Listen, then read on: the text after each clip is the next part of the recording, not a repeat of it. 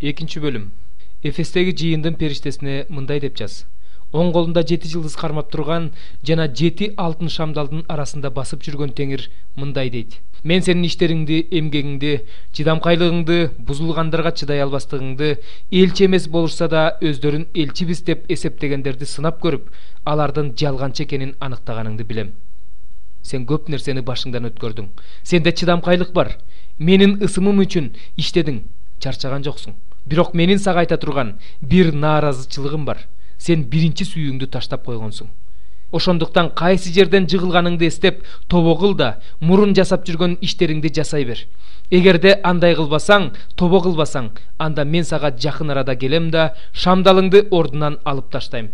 Бирок сенин Николайдын окутуусун, жолдоочулардын иштерин жек көргөнүң жакшы. Алардын иштерин мен да жек көрөм. Кимдин кулагы бар болсо, ал рухтун жыйындарга эмне деп айтып жатканын уксун. Жеңген адамга Кудайдын бейишинин ортосундагы өмүр дарагынын жемишинен даам таттырам. Смирнадагы жыйындын периштесине мындай деп жаз. Өлүп кайра тирилген биринчи жана акыркы мындай дейт. Мен сенин иштериңди, тарткан азаптарыңды жана жакырдыгыңды билем. Бирок сен байсың. Өздөрүн жүйүтпүз деп эсептеп жүргөндөрдөн жаман сөздөрдү укканыңды билем. Бирок алар жүйүттөр эмес, шайтанга таандык адамдардын тобу. Башыңдан өтө турган кыйынчылыктардан коркпо. Сыналышыңар үчүн шайтан силердин араңардан кээ бирөөлөрүңөрдү зынданга салат. 10 күн кыйналасыңар. Өмүрүңдүн акырына чейин ишенимдүү бол, ошондо мен сага өмүр таажысын берем. Кимдин кулагы бар болсо, ал рухтун жыйындарга эмне деп айтып жатканын уксун. Жеңген адам экинчи өлүмдөн зыян тартпайт. Пергамдагы жыйындын периштесине мындай деп жаз. Экимиздүү кылычы бар Теңир мындай дейт. Сенин иштериңди билем. Сен шайтандын тактысы турган жерде жашайсың. Менин ысымымды бек тутуп жүрөсүң. Менин ишенимдүү күбөм Антипа силердин араңарда. Шайтан жашаган жерде өлтүрүлгөн күндөрдө да мага болгон ишенимиңден баш тарткан жоксуң. Бирок менин сага айта турган бир аз нааразычылыгым бар. Сенде Биламдын окутуусун жолдогондор бар. Ошол Билам Балакты Исраил уулдарын азгырууга, аларды буркандарга чалынган курмандыктан жегенге бузуктук кылууга үйрөткөн. Ошондой эле сенде Николайдын окутуусун жолдогондор бар. Мен ал окутууну жек көрөм. Тобо кыл. Эгерде антпесең, мен сага жакында келип, ошол окутууну жолдогондорго каршы оозумдагы кылыч менен согушам. Кимдин кулагы бар болсо, ал рухтун жыйындарга эмне деп айтып жатканын уксун. Жеңген адамга жашыруун маннадан даам таттырам жана ага бир ак таш берем. Ал таштын бетинде жаңы ысым жазылуу болот. Алган адамдан башка эч ким ал ысымды билбейт. Тиатирадагы жыйындын периштесине мындай деп жаз.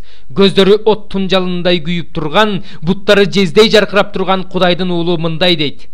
Сенин иштериңди да, сүйүүңдү да, ишенимиңди да, кызматыңды да, чыдамкайлыгыңды да, кийинки иштериң мурунку иштериңден көп экенин да билем.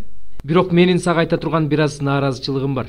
Сен өзүң пайгамбар эсептеген Изабель деген аялдын менин кулдарымды бузуктук кылууга, буркандарга чалынган курмандыктан жегенге үйрөтүүсүнө, адаштыруусуна жол берип жатасың. Мен ал аялга бузуктук үчүн тобо кылууга убакыт бергем.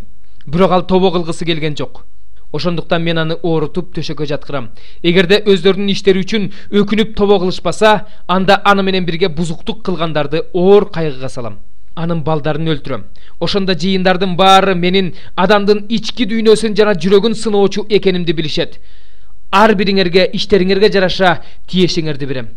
Ал эми силерге бул окутууну жолдобогон жана шайтандын терең сырлары деп аталган нерселерди билбеген Тиатиранын калган тургундарына мындай демекчимин.